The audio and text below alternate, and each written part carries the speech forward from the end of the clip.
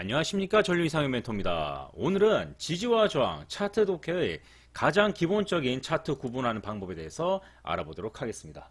먼저 신풍제약이라는 종목이 있어요. 이 종목을 최근자로 보게 되면 상한가 표시를 해놨습니다. 하나, 둘, 셋, 넷.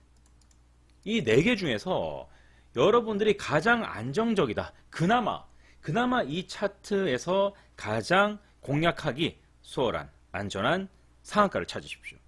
가장 안전한, 가장 좋은 상한가를 찾아야 돼요. 첫 번째는 1번. 자, 여기가 1번 상한가, 그리고 2번 상한가, 3번 상한가, 4번 상한가입니다. 어떤 상한가가 좋을까요? 특징을 알아보도록 할게요. 일단 공부하실 분들은 혼자 자주적인 공부를 하기 위해서는 멈춰놓고 하나씩 비교를 해보세요. 시간 드리겠습니다. 자, 이렇게 표시했습니까? 자, 그러면은 같이 보도록 하겠습니다. 첫 번째 상한가부터. 이 녀석. 이 상한가를 한번 보도록 하겠습니다. 2023년 7월 27일입니다. 7월 27일의 절대값은 이와 같은 눌림목을 갖게 되는데, 여기는 안 보겠습니다. 어차피 안 좋은 상한가이기 때문에. 과거를 보시면은 우리가 주가가 하락을 할 때, 이렇게 하락을 할 때 아래서 받아줄 과거의 차트가 있어야 됩니다. 과거의 차트가 있어야 되는데, 지금 신풍제약 같은 경우는 상한가의 시가를 깨고 주가가 내려와야 합니다. 상한가의 시가를 깨고 주가가 여길 깨고 내려와야 되죠. 그럼 매수 포인트가 이렇게 잡히는데, 매수 포인트 지금 여러분들 입력해 보시면 구멍이 뻥 뚫렸습니다. 왜 그렇게 했어요? 과거가 없죠. 앞에 과거가 전혀 없기 때문에 우리가 상한가를 3등분법으로 해서 이렇게 나눴다 하더라도 나중에 이와 같은 단타 자리 외에는 스윙 자리로서는 할 수가 없죠. 왜? 이렇게 된다니까요. 이렇게. 과거의 차트가 없잖아요. 그러면은 첫 번째 이 2023년도 7월에 있었던 상한가는 제외됩니다. 그 다음 두 번째 상한가 여기입니다. 우리는 25% 이상을 기준으로 하기 때문에 일단 요 녀석도 상한가로 넣어주도록 할게요. 2024년 3월 22일 상한가로 쳤을 때, 그러면은 이 상한가는 어떤가요, 여러분들? 앞에 있는 상한가보다 이게 훨씬 낫죠. 왜? 그래도 과거의 지지와 저항으로 보여지는 그런 녀석들이 있기 때문이죠. 과거의 차트가 있기 때문에. 그럼 이제 이 차트를 기준으로 찾아보는 겁니다. 절대값 2024년 3월 22일 이날의 이제 절대값. 이 절대값이라는 말은 차트에서 장대항봉 상한가가 나왔을 때 그 상한가를 만든 핵심 주가를 말합니다.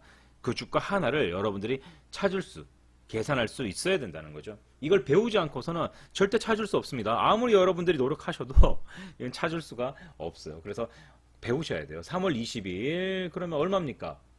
절대값 약 15,000원 나오죠.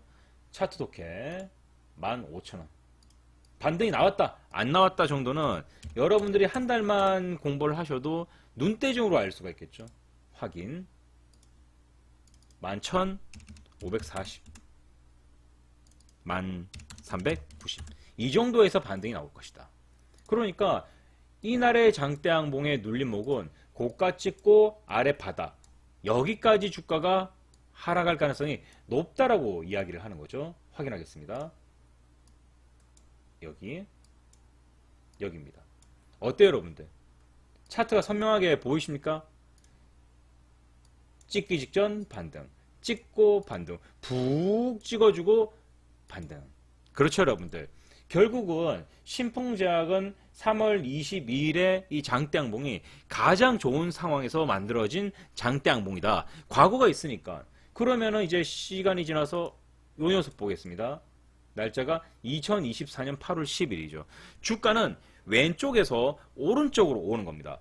당연하죠. 과거에서 현재 쭉 오른쪽으로 차트는 계속 움직이겠죠. 그럼 이 상한가의 반등하는 모습인 겁니다. 이걸 기준으로 잡는 게 아니라 이 녀석이 반등을 했기 때문에 요 녀석으로 오는 겁니다. 물론 이 녀석을 타점으로 해도 되겠지만 이 녀석보다는 이 녀석의 반등은 낮아요. 가장 첫 번째 바닥에서 올라온 상한가가 가장 좋다. 구분을 할 때도 이렇게 구분을 해보십시오. 굉장히 쉬울 겁니다. 깨끗하게 만들고, 자, 이 녀석과 이 녀석 주가는 어떤 게 더 낮은 위치에 있습니까? 어떤 게 더 낮게 깔려 있나요? 가로선 그어볼게요. 고가, 고가. 여기입니다. 어디입니까, 여러분들? 어떤 게 제일 낮아요? 여기 A, 여기는 A입니다. A. 그리고 여기가 B 장대양봉의 고가입니다. 주가가 밑에서 위로 올라가니까 어떤 녀석을 제일 먼저 만나겠어요? 이걸 모르시는 분들이 굉장히 많아요. 밑에서 주가가 올라갑니다. 이렇게 올라갈 때 얘를 먼저 만나겠어요? 얘를 먼저 만나겠어요? 당연히 얘를 먼저 가야죠. 얘를 안 지나고 갈 수는 없어요. 갭을 띄운다 하더라도 주가는 반드시 16,220 몇 원 저걸 갖다 넘어간다고요. 그래서 얘를 만날 수밖에 없죠. 이 부분까지 지금 이해가 안 되시는 분들은 계속 돌려보세요. 넘어가지 마세요. 계속 돌려보세요. 이해 안 되시는 분들 분명 계실 겁니다. 무조건 가장 밑에서 올라오고 있는 첫 번째 상한가. 그럼 얘가 반등 쳐서 올라온 거지 얘가 새롭게 시세를 형성시키는 건 아니거든요. 그럼 B를 봅시다. 여기 B. B의 날짜는 8월 12일입니다. 8월 12일 날 상한가 장대양봉을 구성하고 있는 가장 핵심적인 주가는 얼마입니까? 약 16,050원 나오죠. 16,850원이구나. 16,850원이라는 숫자를 찾을 수가 있습니다. 자, 16,850원 확인. 그러면은 B에 대한 매수 영역, 여기에 대한 매수 영역 값은 12970 그리고 11670 여기입니다. 그러면은 지금 보시면 반등이 그렇게 크지가 않아요. 찍고 3%, 찍고 여기까지 한 10%, 여기까지 10% 나오네요. 또다시 여기까지 쭉 내려갔다가 한 6, 7%, 그러면은 보통 여기서 6%, 여기서 한 6%, 우리가 최저 5%잖아요. 그런 식으로 이제 반등이 나왔겠네요. 어떻습니까, 여러분들? 두 개의 차이점이 확실히 느껴지죠?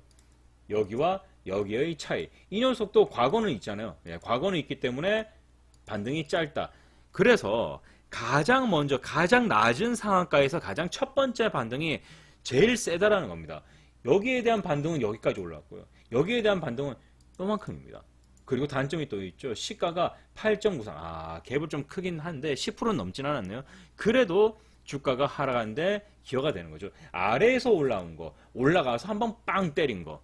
이미 충분한 상승세가 나왔기 때문에 반등은 더 짧아질 수도 있다. 이런 부분들을 알고 해야 되는데 그냥 다음엔 살려고 그러고 아무것도 보지 않아요. 공부도 하지 않아요. 제가 이제 어떤 교재 뭐 이렇게 추천을 해드려도 대부분 다 보질 않아요. 책도 거의 대부분 보지 않습니다. 오직 그냥 뭐 사기만 하고 올라가고 이런 것만 바라시는 분들이 있는데 그러시면 안 돼요. 기본이라는 게 있잖아요. 기본. 왜 사야 되는지, 왜 구분해야 되는지. 무조건 상한가 나왔다고 내려가면서 사는 게 아니에요. 상한가를 지금처럼 구분할 수 있어야 돼요. 이 구분 방식이 이해가 안 되시면은 다음 페이지로 절대 넘어가시면 안 됩니다. 이 부분이 이해될 때까지 계속 돌려보세요. 10번, 20번, 30번 계속 돌려보세요. 그러면 이제 답 나왔죠? 어떤 거? 요 녀석. 어떻습니까? 과거가 없죠. 얘는 내려오면 이렇게 내려가야 되는데 이거 믿고 들어가실래요? 이거 믿고 진입할 겁니까? 안 된다는 거죠. 차라리 얘는 단타를 하는 게 낫겠죠. 단타를. 왜? 각은 잡혔으니까 차라리 단타. 스윙은 안 된다라는 거죠. 이렇게 여러분들이 차트를 구분할 수 있어야 됩니다. 자, 그러면은 신풍제약이라는 차트에서 우리가 이렇게 봤고 최근에 요 녀석 있죠? 한국석유. 요거 제가 강의 때도 여러 번 이제 언급을 했었는데 보겠습니다. 어디겠어요, 여러분들? 요놈입니다. 요놈. 이때도 수익 실현. 이때도 수익 실현. 단골 손님입니다. 단골 손님. 보겠습니다.